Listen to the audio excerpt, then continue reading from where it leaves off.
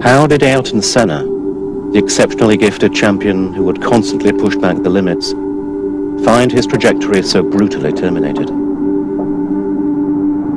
The first fingers pointed to the Tamburello curve, a sinister memory for Senna's friend Gerhard Berger, who had himself almost lost his life there 5 years previously.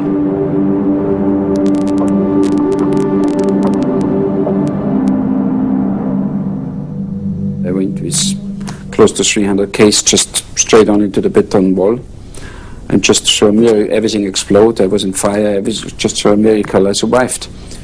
And I remember well, I've been in the hospital, and Ayrton found me in the hospital, and I say, when I'm back to Imola, we should go to this wall, because this wall, it's really terrible.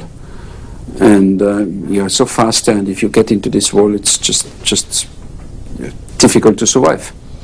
And the next test, we've been in Imola, Ayrton and myself walked to this corner, to my place where we had the accident, and we looked to move the wall.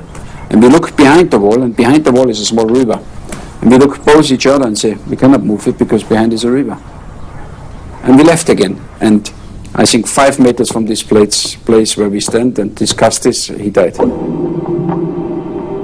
The explanation concerning the wall left fans and experts alike bewildered. Surely only a technical problem could have caused the accident. It's very difficult to determine if his leaving the track was due to the steering column breaking, which seems to be the case based on all the elements available at the time, or whether it broke afterwards. But we know there was no human error, that Senna was not ill, that he hadn't fainted, which could have been the case. We can see him struggling with the car up to the last moment, working the brakes and the accelerator. Everything he could have done, he did. But what killed him was the extremely unfortunate fact that something penetrated his helmet, going into his head, a piece of metal from the suspension.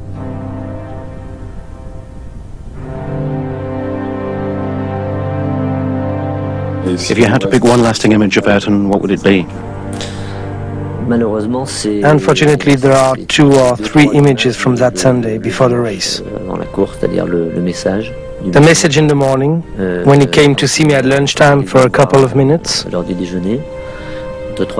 and then when we shook hands, which is pretty unusual just before the race. I happened to walk past him, we looked at one another, we shook hands, and I wished him good luck. I almost wish I hadn't.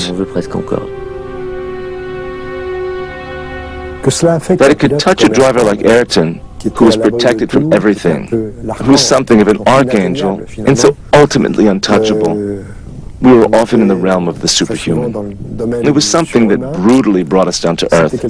We realized that something that was utterly unthinkable just seconds before had actually happened. A man had been killed, and for us, whose job is to enable the drivers to race, to practice a sport, it was really something that made us ask some very basic questions about our profession. Why do we do this job? What on earth is this business that can bring about a man's death?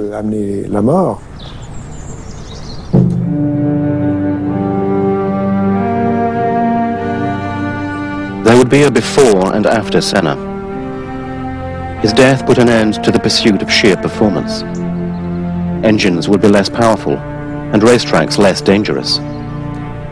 It took the death of its greatest champion for Formula One to make safety a priority.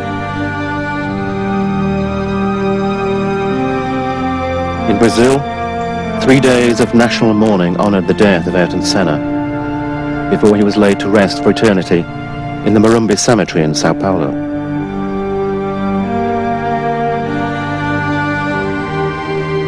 Nothing can keep me from the love of God can be read on his headstone in the shade of an ipe tree from Amazonia. A little shade and stillness for a man who perhaps liked nothing more than brilliance and high velocity.